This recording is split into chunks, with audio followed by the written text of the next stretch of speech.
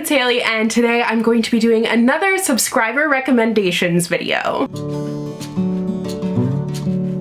So I did this video for the first time last year around this time, and then I did it again for Bookmas, and I haven't done it since, but I really love doing it, so it is one that I want to try and implement into my routine more. So I asked you guys on Instagram, just in case you guys aren't familiar with this video, what I did was ask you guys on Instagram for like a prompt, and it can be whatever, like kind of the more specific the better, because it's more of a challenge, and I will recommend a book to you based on that prompt. For example, like a book with the enemies to lovers trope, or there was one that I couldn't find again, but someone asked for a book that's set on a boat, and I meant to screenshot that one, but I didn't. But for that one, I thought of Escaping from Houdini by Kara Maniscalco. But yeah, basically things like that. I love the challenge of trying to find a book that fits with those prompts. Like, I just think it's so much fun. So really excited for today's video, and let's just get into it. I did get like a ton of these. I always get a lot every single time, so I'm going to try and get through as many as I can. But if I didn't get to yours, I'm sorry.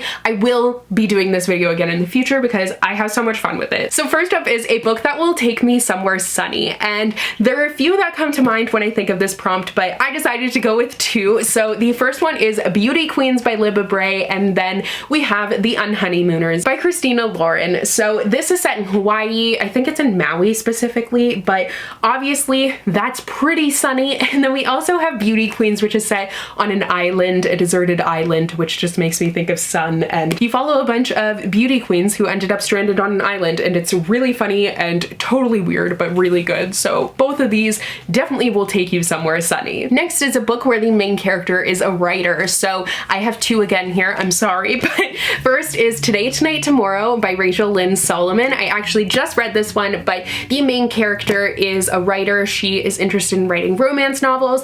Also, Beach Read by Emily Henry would be another good one, because both the main characters are writers. But I also have here Eliza and Her Monsters by Francesca Zappia. This is about an author of a webcomic. My voice did all sorts of different weird things there, but yeah, so she is definitely a writer and an artist as well. Next is a feel-good contemporary romance, and I think that I Love You So Mochi by Sarah Kuhn is perfect for this, because I just read this recently, and honestly, it's the cutest, like, just feel-good contemporary. The romance is really adorable, but you also have a lot of personal development for the main character, and it is so great. Next is a contemporary that is set in a bookstore. So I feel like I'm kind of forgetting about some, but the one that I thought of is Love and Olives by Jenna Evans Welch. This is partially set in a bookstore, but I keep on thinking, oh, I guess there is Words in the Deep Blue. I think it's by Kath Crowley, but I wasn't a huge fan of that one, but it is set in a bookstore, I believe. But then there's also The Library of Lost Things by Laura Taylor Namey.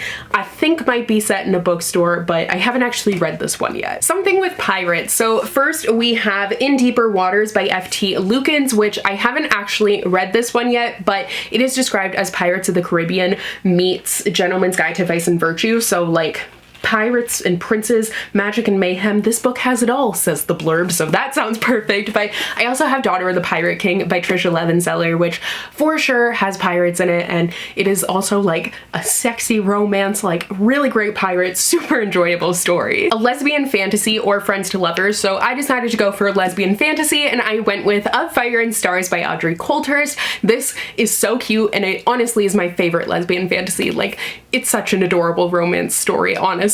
Something that will make me think. So the first book that I thought of is Saving Savannah by Tanya Bolden. So this is a historical fiction, but it's very information based, which is why I think it's one that will definitely make you think. It doesn't have much of a plot. It gives a lot of information, which is really interesting, but definitely like not much of a plot or like really well developed characters. But I did learn a lot, so it really did have my brain going. Miss Peregrine, Night Circus, or Caraval-like. So I feel like Miss Peregrine is kind of separate from these, because I don't think like they are all three of them alike. Caraval and Night Circus for sure are, but for something that's like Miss Peregrine's, I would say go for The House on the Cerulean Sea by TJ Klune. It's kind of like a more grown-up Miss Peregrine's, and it's so cute and really heartwarming. And then for something that is like the Caraval or Night Circus stories, I don't know why I put the in there, but I would go with Where Dreams Descend Bookland by Janella Angelis totally gives me the same vibes, like dark, creepy, don't really know what's going on, but also like a whimsical circus-esque story. A summary read that takes place in Italy, so definitely thought of Love and Gelato by Jenna Evans Welch. I just talked about Love and Olives, which is set in Greece, but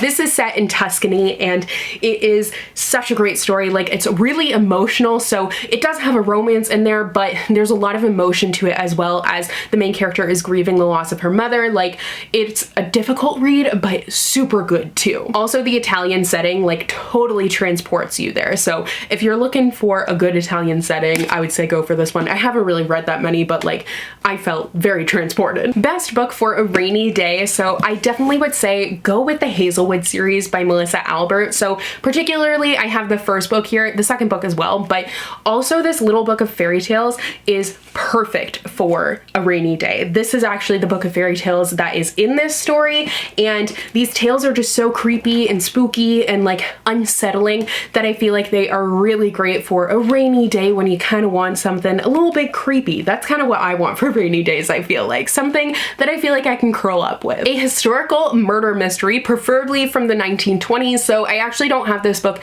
here because it's on my downstairs shelves, but that is Iron Cast by Destiny Soria. This is definitely 1920s, like that setting, flappers, all of that stuff. Actually, I think it's like set in 1919, but like close enough. It still has those 20s vibes and like speakeasies and all of that, but you also have a mystery going on and murders and all of that stuff, so everything you want there. Next is a historical fiction that is based in Africa other than Homegoing. So I haven't read this one yet, but I did want to recommend it because this one is like pretty specific, and I feel like it is kind of hard to find things like that. But that is Buried Beneath the Baobab Tree by Adaobi Trisha Nwabani. This is set in 2014, so it's not super far in history, but it is after 276 girls were kidnapped by Boko Haram, and some of them are still missing, some of them reappeared, but you are following the stories of some of those girls. So definitely a really powerful story and going to be very hard to read. I also wanted to mention Someone Knows My Name by Lawrence Hill, which is a really powerful book that starts in Africa, and you're following a slave as she is taken from her home and put into slavery and all she goes through. It follows a very long time period. It is such a hard read, but definitely a very poignant and important one as well. And that one I actually have read, and I did really enjoy it. This one's really hard, but the best YA romance that came out in 2020, so I had a super hard time picking, but I decided to actually go with Now That I Found You by Christina Forrest, because I loved these two characters and their chemistry, and I particularly loved Milo. Like, he was such a great love interest, but honestly, this is so hard to choose. Like, don't hold me to this because there are so many really great YA romances, and I didn't even go to Goodreads to look. I just looked at my shelves and was like, what is sticking out to me? So there were a lot of good ones, but I would definitely recommend this one. Historical fiction that's set before the 20th century. So at first I was like, I haven't read any, and then I asked to Google when the 20th century was, and then I realized that I definitely have, because of the Victorian era, and I've read a lot of that. But the ones that I have here, so I have Walk on Earth a Stranger by Ray Carson. This is set during the Gold Rush. And I also have, I couldn't get it off my shelves. Actually, it's up there, but whatever. But The Downstairs Girl by Stacey Lee is set in 1890, so the late 19th century. But she also has Under a Painted Sky, which is set during the Gold Rush as well, which is why I connected those two. But then I also have Stalking Jack the Ripper by Carrie Maniscalco, which is set during the Victorian era. And then finally I have two that I haven't read but are set in unique time periods. So we have Guilt by Catherine Longshore, which is set during the Tudor era. I have like 3 of her books here, but they are all set during the Tudor era. And then finally The Passion of Dulce by Julie Berry, which I really need to read. This is by the author of Lovely War, and this is set in the 1400s, so like way back. I also feel like I've read some books set during Shakespearean time, like The Assassin's Guide to Love and Treason. I can't remember who wrote that, but there was also that one. But yeah, basically, yes, I have read quite a few, and I did not realize it. Whimsical and slightly magical, similar to Ava Lavender. So I went with Summer of Salt by Katrina Leno. This has a similar sort of message to Ava Lavender, but it also has a little bit of a magical element to it as well. And then we also have The Astonishing Color of After by Emily X.R. Pan, which is a really powerful and difficult read, has a bit of a magical element to it, and both of these are fantastic, but do be wary of the trigger warnings, like this one with suicide, and then this one, I'll just have them down below because they can be considered kind of spoilery, but if you were interested and worried about that, I will have them down below. A book related to food or cooking. You guys know, if you have been watching like my videos in the past year, for some reason I have so many of these now and I didn't even pick all of them up, but here are just a few to get you started. So we have Hannah Khan Carries On by Uzma Jalaluddin, and this is set in competing halal restaurants and there's a romance there. Adorable. I haven't read it yet, but like it sounds adorable. And then also With the Fire on High by Elizabeth Acevedo, I have read, and it follows a main character who really loves cooking and has a passion for it, so that definitely comes through in this story. And then we have A Taste of Sage by Yafsa S. Santos, and this one is about a girl who, I believe she's a sous chef. Yeah, so she's a chef and there's also kind of a magical element to it. It deals with Dominican cuisine, and I haven't read this one yet. We also have A Cuban Girl's Guide to Tea and Tomorrow by Laura Taylor Namey, which I read recently, and the main character is super passionate about cooking and particularly like Cuban cuisine, and it is so great. And then finally, I haven't read these two either, but I have A Taste for Love by Jennifer Yen, and then A Pho Love Story by Lonely. So I think I'm missing some, but I honestly can't think of it. There have been so many cooking books recently, like I am so excited to read all of them. I'm just trying to kind of like space it out so that I don't end up getting them confused if I read them too close together. Hello, I'm just editing here, but I just wanted to mention that I definitely forgot about Simmer Down by Sarah Smith. This is about competing food trucks in Maui, and it's an adult romance, and it sounds really good and definitely has a lot of food in it. This is the other one I was thinking of, actually. It's Somewhere Between Bitter and Sweet by Laken Zay Camp. The main character wants to be a pastry chef, and she also is working at her family's Mexican restaurant. I also forgot to tell you what these are about. So this is about a baking competition that's actually a ploy by the mother to get her daughter to find the perfect Asian American man to date. And then this one is set in two competing Vietnamese restaurants and has a romance as well. So kind of similar to Hannah Khan Carries On. Books written in verse. So they have already read Elizabeth Acevedo and Black Flamingo, which I love, but there's a book called, I can't think of what it is right now, but I'll have a picture on the screen, but it's actually the true story of an artist, and the whole story is written in verse. It's really powerful and very interesting, so definitely check that one out. I also forgot to mention a couple of books here. So Punching the Air by Evie Zoboy and Yusuf Salam. That one just came out, and it is about someone who is wrongly accused of a crime and ends up serving time because of it. And then we also have Long Way Down by Jason Reynolds, which is so amazing, but it follows a boy as he goes down the elevator and he's making the decision of if he wants to avenge his brother's death or not. So both of those are also fantastic books in verse. A quick read which makes everyone cry. So I don't cry at books often, but this one really got to me, and that is History Is All You Left Me by Adam Silvera. It just was like such a powerful and sad story that honestly I had such a hard time with it in the end because I was so emotional, and it definitely was quick. Like I read it in a day and oh my goodness, it destroyed me. A book with a competition in it, so I feel like this is one that I could go on with a bunch of them, but I decided to just pick one that I feel like isn't talked about all that often, and that one is Dare Mighty Things by Heather Kaczynski. So this is actually a competition in space to get the opportunity to travel through space. So you're following all of these different people who are competing to get that opportunity. It's really high stakes and super interesting. Next is Asian historical fiction. So I did mention Stacey Lee. Definitely check out her stuff because she has a lot of historical fiction and it's all focused on Asian characters. My favorite book actually that I've read so far this year though is an Asian historical fiction, and that is We Are Not Free by Tracy Chee. Highly recommend this one. Super powerful, really important, and I just fell in love with it. Like definitely everyone needs to read this story. It's an own voices story about Japanese characters in incarceration camps. There's also The War Outside by Monica Hesse, but that one is not own voices, but it does feature a Japanese American main character. And then we also have Last Night at Telegraph Club, which is by Melinda Lowe, and this is set in Chinatown in San Francisco, I believe, and it follows the Red Scare, and you're following Chinese American main characters, and I also believe that it is a lesbian romance, but I haven't gotten the chance to read this yet, but it is set in 1954 and has Asian characters at the forefront. I also forgot to mention These Violent Delights by Chloe Gong. This is set in Shanghai, I believe. Yeah, in 1926, and it's a Romeo and Juliet retelling. This one is fantastical. I really need to read it, but I haven't read it yet. Also, more to that, one of you asked for historical fiction set in the States, and honestly, all I could think of was Stacey Lee once again, because her books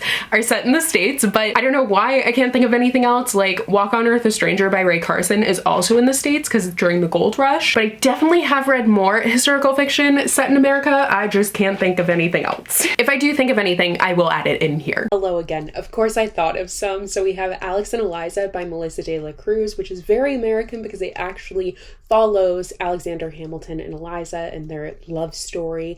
And then we also have The Angel of Greenwood by Randy Pink. I haven't gotten the chance to read this one yet, but this one is set during the Black Wall Street, and it's this massacre in Tulsa, Oklahoma. It was absolutely horrible, and that is also the setting and topic of the book Dreamland Burning by Jennifer Latham. So there are 3 for you. There are more, but I figured I'd just give you 3. Next is Hindu mythology. So I went with Star Daughter by Shveta Thakrar because this is a story built all around Hindu mythology. It comes really prevalent into the story, and it was super interesting too. Historical romance with lots of angst. The number one thing I could think of was Kingdom of the Wicked by Carrie Maniscalco. This is a historical fiction set in Italy, and it has a fantastical element to it, kind of a creepiness to it, but the romance is literally so angsty. It is ridiculous. Hello, Charlie. Do you have something to say back there? Something that's weird and whimsical like Alice. So of course, Furthermore by Tahara Mafi is perfect for this.